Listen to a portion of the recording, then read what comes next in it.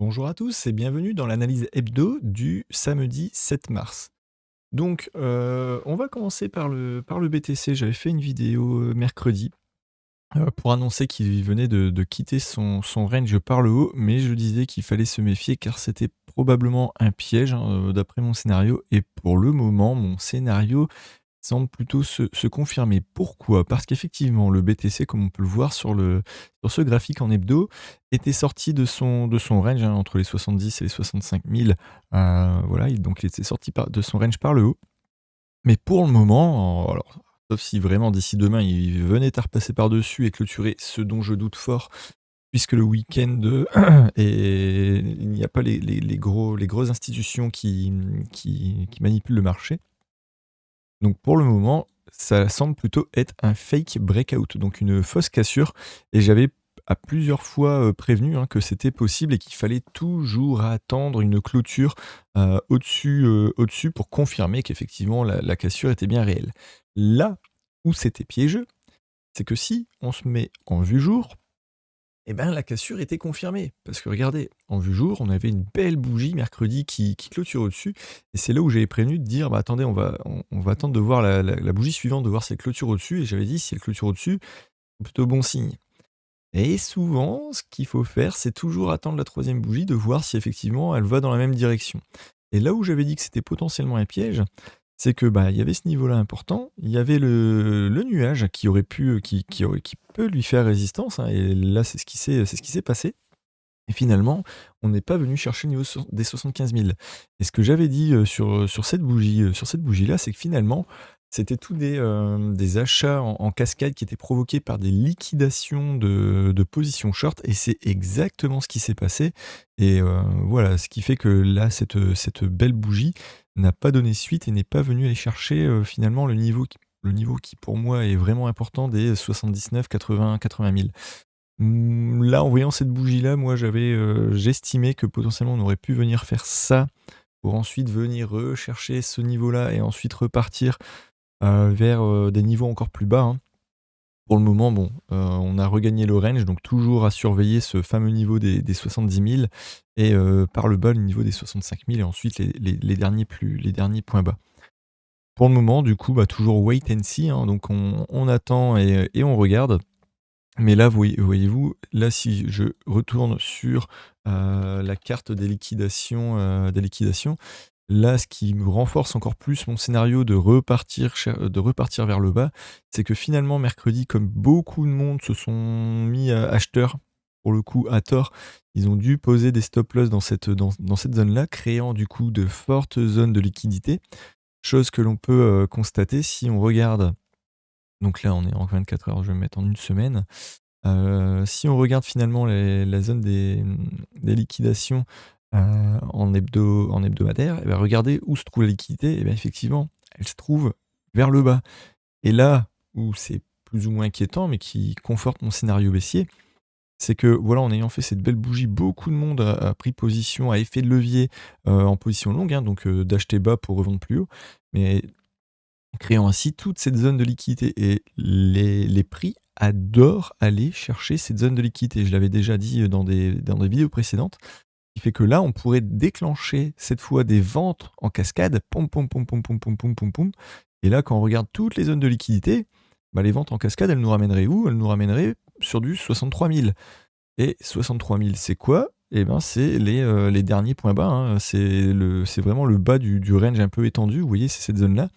Donc pour le moment, encore mon scénario, c'est d'aller chercher ces zones-là et ensuite de surveiller, de pas casser finalement, les derniers points bas parce que sinon on pourrait aller chercher les niveaux plus bas que moi personnellement je vise.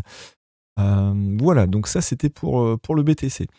Si maintenant on regarde un petit peu l'or, donc l'or, moi j'avais repris position, hein. J'avais pris position ici et finalement j'ai pu déclencher une vente ici quand j'ai vu qu'il y avait une belle bougie. J'ai dû avoir un stop loss qui s'est déclenché ici et après quand j'ai vu que le prix continue à baisser, je suis re-rentré à l'achat, sur cette belle mèche, donc j'ai réussi à avoir cette belle mèche et j'ai revendu ici globalement sur la Tenkan qui était le take profit. Maintenant, bon, pour le moment, l'or, moi, je n'y rentrerai plus tant que le prix va aussi entre ça et ça, parce que globalement, bah, là, on voit que ça fait office de résistance, ça office de support. mais que globalement, là, on sait pas trop dans quelle direction il va aller. Donc là, s'il y a des niveaux à surveiller sur l'or, c'est le niveau des 5200. Donc si on venait à clôturer au-dessus, vous pourriez, potentiellement repartir, acheter pour viser les derniers points hauts, hein, donc les 3,85, voire même à 7, hein, pour viser vraiment ce point haut ici. Au contraire, si jamais l'or venait à aller, en bas, donc aller dans cette zone-là, là pour le coup, on pourrait essayer d'aviser une zone d'achat ici, et vous voyez que moi là, j'ai placé un ordre d'achat sur cette, Kijun, Weekly, parce que bon, la dernière fois, vous voyez, hein, ça réagit très fort sur ce type de support. Donc là, moi, si jamais le prix venait à redescendre dans cette zone-là, je repasserai, acheteur sur l'or. Alors, acheteur sur l'or de façon agressive, parce que normalement, on est censé attendre que ça tape dessus, ça clôture au-dessus, parce qu'effectivement, ça pourrait très bien venir ici et clôturer ici, hein. Et là, dans ce cas, là, voilà, mon trade, finalement, moi, si j'achète ici, j'ai un stop loss qui va être mis, là, quelque part, hein. Donc c'est pas non plus j'achète de façon agressive et puis tant pis si ça baisse, non, non. C'est j'achète ici et si jamais le prix vient là, bah, ça invalide mon scénario de dire que ça, c'est un support solide et dans ce cas, j'aurai un stop loss qui se déclenche. Auquel cas, si mon achat se fait sur cette zone-là et que le prix repart comme prévu, rechercher ces niveaux-là, voilà, là ça irait dans mon sens et pour le moment avec les conflits, géopolitiques, l'or qui est une valeur refuge, pour moi ne va pas, voilà, ne devrait pas baisser fortement sauf si, on avait des bonnes nouvelles pour le coup au niveau géopolitique, la fin de la guerre et cetera, où les gens pourraient dire: «Bah, voilà, on peut de nouveau se tourner vers des actifs risqués, donc on vend un peu d'or pour aller racheter des actifs, un peu plus risqués». Au niveau du CAC 40, donc au niveau du CAC 40, je vais me mettre en vue hebdomadaire, c'est pas bon signe. Pourquoi? Parce que là, vous voyez cette belle bougie qui a clôturé, vient de casser, alors une petite droite de tendance que j'avais en journalier ici, donc bon, c'est pas forcément très impactant, mais elle vient quand même de casser ici, la Kijun Weekly. Donc ça, c'est un signal que le marché est en train de, potentiellement se retourner. Il n'est pas encore confirmé dans le sens où la lagging span ici est encore au-dessus de ses prix. Donc pour le moment, on pourrait encore venir potentiellement la semaine prochaine, rechercher, bah, du coup, retester la cassure, hein. Donc là, sur le BTC, autant on avait cassé la résistance par le haut, on est venu retester, la bougie d'après, on avait clôture au-dessus. Là, cette fois, on a cassé par le bas ce support. Le prix pourrait venir retester ce niveau-là, la semaine prochaine pour ensuite voir si ça valide. Si on clôture la semaine prochaine sous ce niveau-là, hein, globalement, bah, ça pourrait, vouloir dire qu'on va continuer à baisser et aller chercher des niveaux plus bas. Au contraire, si la semaine prochaine, le prix venait à regagner le niveau des 8 100, voilà 8 100, ouais, c'est ça, 8 150, 8 180, on va dire. Là, potentiellement, ça invaliderait ce signal baissier, mais pour le moment, la bougie semble vouloir dire qu'on a un signal baissier sur le CAC. Au niveau de MSCI World, pardon, donc au niveau d'un ETF, bon, là, globalement, si on regarde en vue, hebdo, bah, là, on est sous la Tenkan. Donc potentiellement, là, on a, une alerte. Une alerte de c'est potentiellement une pause dans cette hausse, hein, parce que vous voyez que là, pour le coup, MSCI World est haussier depuis un petit moment. Et là, le fait de clôturer en dessous de cette Tenkan veut dire alerte, potentiellement fin de hausse. Le signal qui dirait c'est potentiellement baissier, ça serait la cassure de cette Kijun.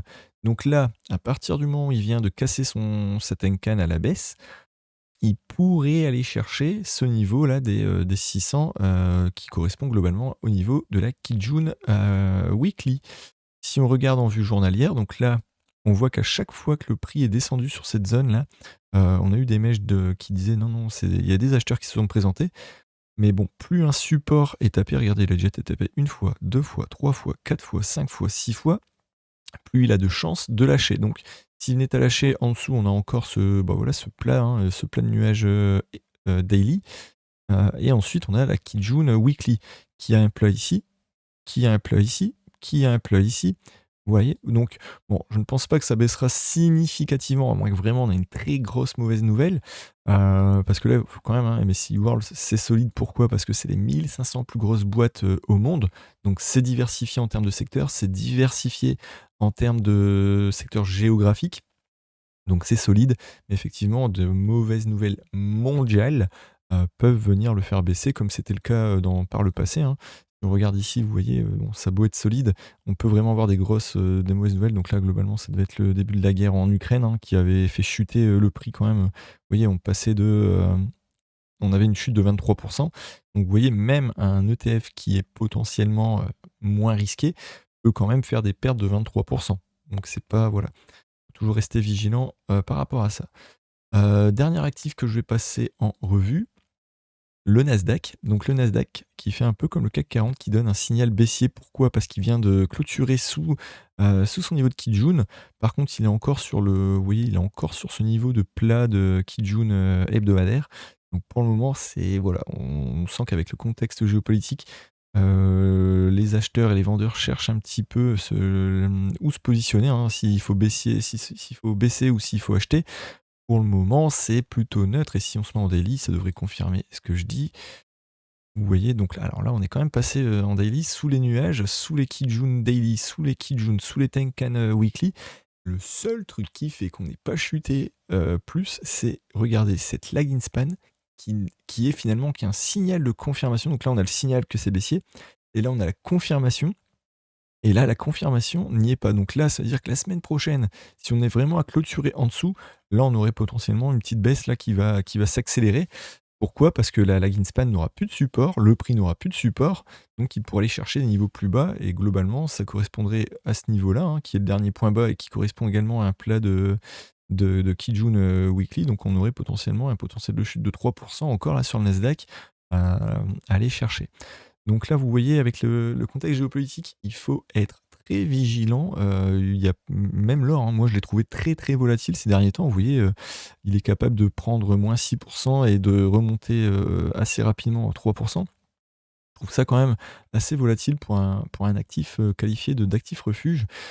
Donc voilà, c'était, l'analyse hebdo, donc surtout ne vous précipitez pas pour acheter ou pour vendre, ne paniquez pas si vous êtes en position et que vous êtes en train de perdre parce que bon, faut vraiment, surveiller les niveaux de support importants et à l'inverse, si vous souhaitez rentrer, soyez également vigilant. On a pu le voir sur le BTC, donc là mercredi tout le monde était en mode, to the moon, ça va aller vers les 80 000, mais j'avais dit que c'était bien un effet un peu mécanique, qu'il y avait aucune bonne nouvelle qui justifiait ça. Donc ce qu'il faut surveiller vraiment si vous voulez avoir des signaux de ça repart à la hausse, il faut des bonnes nouvelles mais en fondamental. Là effectivement, les analyses que je fais sont uniquement des analyses techniques, donc ça peut donner des signaux de baisse ou de hausse avec des niveaux de support, de résistance importants à surveiller. Mais ce qui peut vraiment redéclencher un mouvement haussier ou baissier, bah, c'est le fondamental. Donc en ce moment, c'est le contexte géopolitique. Ça pourrait être également la Fed qui viendrait, indiquer qu'elle baisse ou qu'elle augmente ses taux. Donc c'est voilà, c'est vraiment ces indicateurs-là qu'il faut surveiller et qui feraient réagir les marchés dans un sens ou dans l'autre. Je vous souhaite à tous un excellent week-end et on se donne rendez-vous la semaine prochaine pour la prochaine analyse hebdo.